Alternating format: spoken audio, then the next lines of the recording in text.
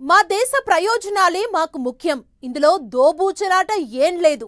మాకు ఎవరు తక్కువ రేటుకు అమ్మితే వారి దగ్గరే క్రూడ్ ఆయిల్ కొంటామంటూ భారత్ తేల్చేసింది. తద్వారా అమెరికా చేసే ప్రచారానికి బ్రేక్ వేసే ప్రయత్నం చేసింది. ఇందులో రష్యా నుంచి క్రూడ్ దిగుమతి చేసుకోవటానికి ఎవరి అనుమతి అక్కర్లేదనే ఇండైరెక్ట్ హెచ్చరిక కూడా ఉంది.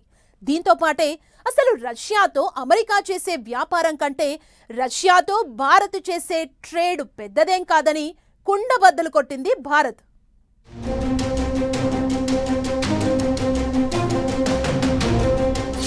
మా ఇష్టం వచ్చిన చోట కొంటాం.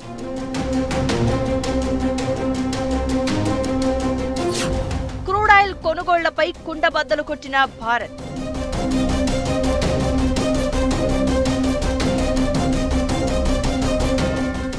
రష్యా చమురు కొంటున్నందుకే, రష్యాపై ఒత్తిడి పెంచేందుకే భారత్పై సుంకాలు పెంచామని అమెరికా పదే పదే చెప్తోన్న వేళ భారత్ ఓ విషయం క్లియర్గా, సూటిగా, సుత్తి లేకుండా చెప్పేసింది.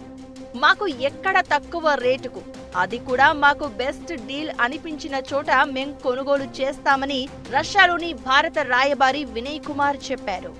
140 కోట్ల భారతీయుల సంక్షేమం, ప్రయోజనాలను దృష్టిలో పెట్టుకుని కేంద్రం నిర్ణయాలు తీసుకుంటుందని స్పష్టం చేశారాయన.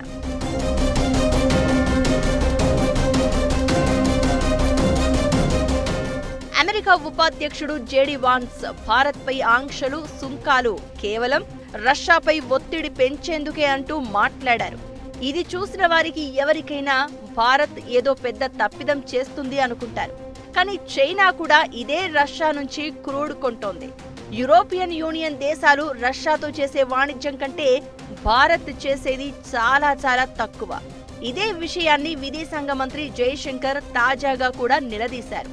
అసలు ఇదేం లాజిక్, మాకు అర్థం కాదని సెటైర్ వేశారు. ముందసలు అమెరికానే స్వయంగా రష్యాతో వ్యాపారం చేస్తూ భారత్పై అక్కసు వెళ్లగక్కడం ఏంటనే ప్రశ్నకి ఇప్పటికీ ట్రంప్ నుంచి జవాబు లేదు. ఈ నేపథ్యంలోనే రష్యాలో మన రాయబారి వినయ్ కుమార్ ప్రకటన ప్రాధాన్యత సంతరించుకుంది.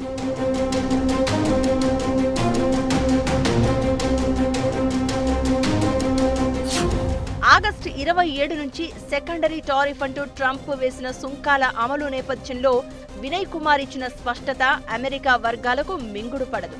భారత ఆయిల్ మార్కెటింగ్ కంపెనీలు ఎక్కడి నుంచి ఒప్పందం మంచి రేటు అనుకుంటాయో అక్కడి నుంచే ముడి చమురు దిగుమతి చేసుకుంటాయి. మాకు మా దేశ ప్రయోజనాలే ముఖ్యమని కేంద్రం తేల్చేసింది.